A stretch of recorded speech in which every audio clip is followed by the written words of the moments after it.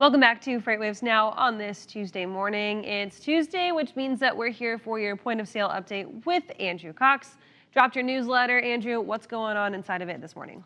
Yeah, so yesterday I had two stories. One of them is I was writing about the off-pricers, so in particular the off-price apparel, talking TJ Maxx, Ross, Burlington. My favorite place to shop. They are great places to shop, and they've had amazing first quarters, right? It seems as we get further away from this pandemic that their only problem was just not having the stores open. As they've gone open, as Americans have gotten vaccinated, people have gone back for their treasure hunts, and they're doing very well, and they're positioned very well on a price gap standpoint because the department store competition, their other competition, they spent all of last year with really tight inventories and they did less markdowns and less promotions. So the difference in prices between the off-pricers and the full-pricers, I guess, has gotten wider. Right. But what also happens when they do less markdowns and less promotions, it means that less liquidated inventory flows to TJ Maxx. So they get less stuff from Polo Ralph Lauren and from Dillard's and Macy's because Dillard's inventory is down 40% over 2019. Macy's is down 21% over 2019. So they can't funnel it into those downstream Exactly. stores. So the off-pricers are set up really well from a price standpoint, but I was kind of questioning where they're going to get their inventory from because Macy's, Dillard's, all these places have very little of it right now. So I kind of looked at just some ideas for where they could go. I thought about e-commerce returns, especially for digitally native pure play online apparel retailers. They're dealing with a lot of returns after last year, after we sat at home and sent a lot of stuff back. So I thought that may be a good spot. And then also I read this quote from the Ross CEO. She said that she believes there's going to be an inventory bubble that is created from the port congestion, especially on the West Coast. Right. And I think this makes a lot of sense. I talked to Henry Byers and Greg Miller about this, and they both said that, yeah, it could happen. They just don't know when because they don't see this port congestion letting up anytime soon. So I'm going to put a shameless plug for us to try and funnel a TJ Maxx sponsorship because this entire outfit is brought to you by TJ Maxx today. And I'm going to say, when I was there, I go shopping there like on a pretty regular basis, get my professional wardrobe there.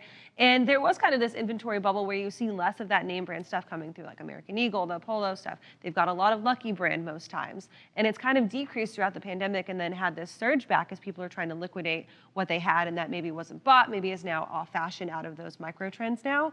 But how much of that do you think is going to remain going forward? Is everybody now that's coming to shop, they're still not allowing you to try things on in store? Is that part of the problem too? I think that's certainly part of the problem. I think that they'll actually see, a shot up in their foot traffic. They're really close. I think they're just under their 2019 numbers right now across the board for Ross, Burlington, and TJ Maxx.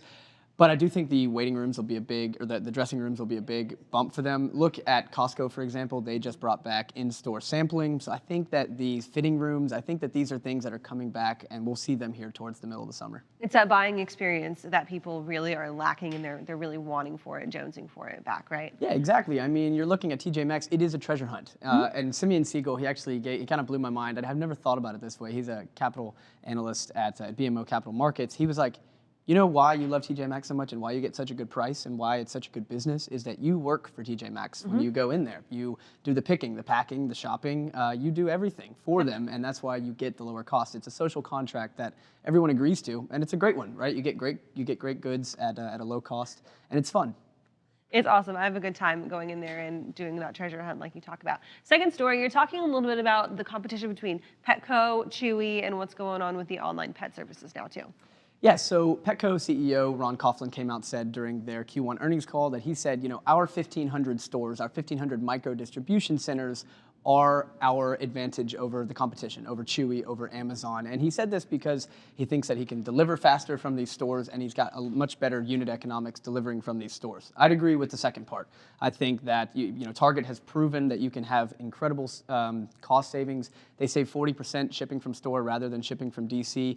That's even higher for Petco, who sells fresh food, which must come in dry ice and packaged correctly if it's coming from a DC. So the cost savings are there. I would argue that one, the speed is not exactly necessary in dog food. That's usually something that's bought regularly. I mean, I have a subscription for it, so it's either a right now or it's a next week type of thing. It's not like I need it in the next 2 hours or I need it overnight. Unless you're a good planner. Unless you're a good planner, which most of us are not. And then, and second off, Amazon, Chewy, they're all opening automated warehouses just outside a major metropolitan center. The speed will be there for them.